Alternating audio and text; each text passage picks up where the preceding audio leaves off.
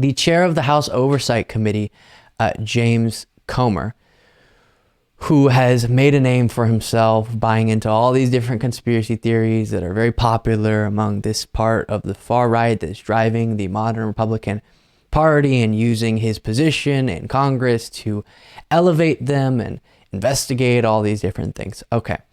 He appeared on Fox News to respond to Trump's arrest and arraignment, and take a look what he had at what he had to say.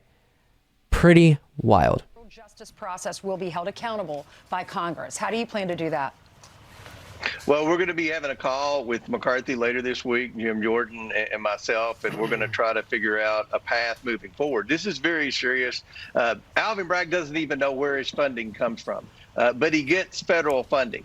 And that's where it falls into the jurisdiction of the House Oversight Committee. The weaponization of his office is how it falls into both the Judiciary Committee and the Select Committee on the weaponization of the Department of Justice. So we're not going to... Wait, what?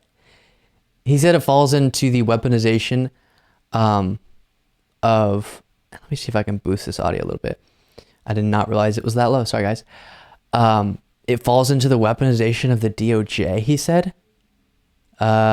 James, Alvin Bragg's investigation has nothing to do with the DOJ. It's the Manhattan District Attorney's Office. To stop on this, nothing changed. We believe that he's overstepped. And I'll tell you one of the things that I don't think's been picked up a lot that's going to be a problem.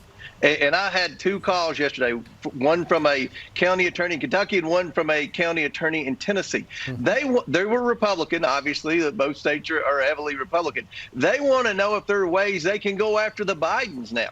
And they've opened up a can of worms. They've set precedents now that we can't go back on.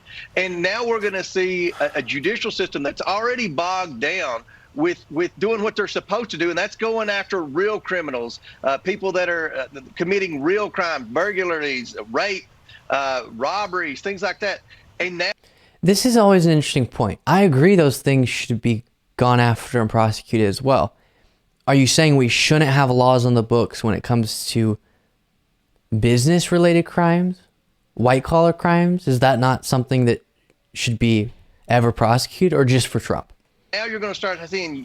Or falsifying business records specifically? Ambitious political people like Alvin Bragg try to make a name for themselves and go after big pie-in-the-sky federal cases. Okay, right. And it's just not a good path that we need to go down. Okay.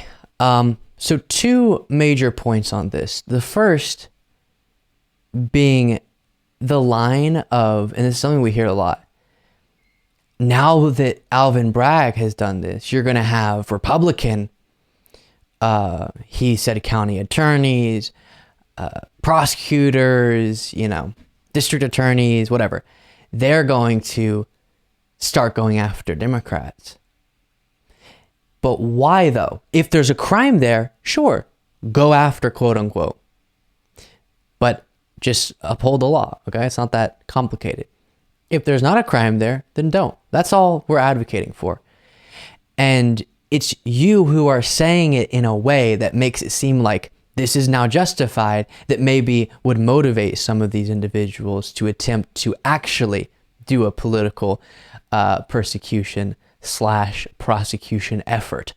It is you broadcasting this as now a justified action that would make it more likely. If there's crimes there, then investigate them, no matter who it is. If it falls into your jurisdiction, that's all we're advocating for. The second point is the other thing we've heard a lot, and he didn't directly make this point, but it kind of reminded me of it.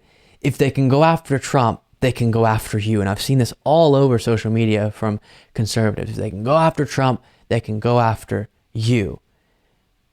But I haven't committed any crimes. And if Trump hasn't committed any crimes, let the system work this case through it, and then he should be let off if he didn't commit any crimes. If he did, he should be held accountable for them. It's really that simple.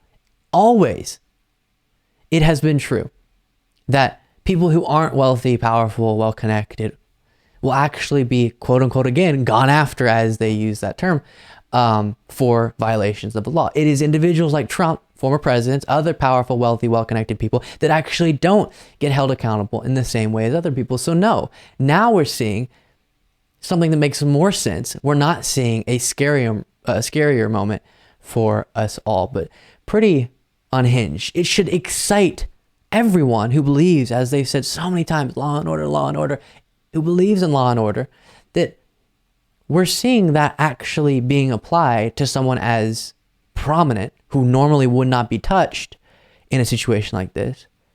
And it actually is happening. And then again, if there's not evidence for the crimes he's being alleged to have committed, then he should and likely would be let off. It's simple. It's not that you don't have to be responding in such a severe, radical way. But that is what is politically advantageous, and thus that is what they're doing.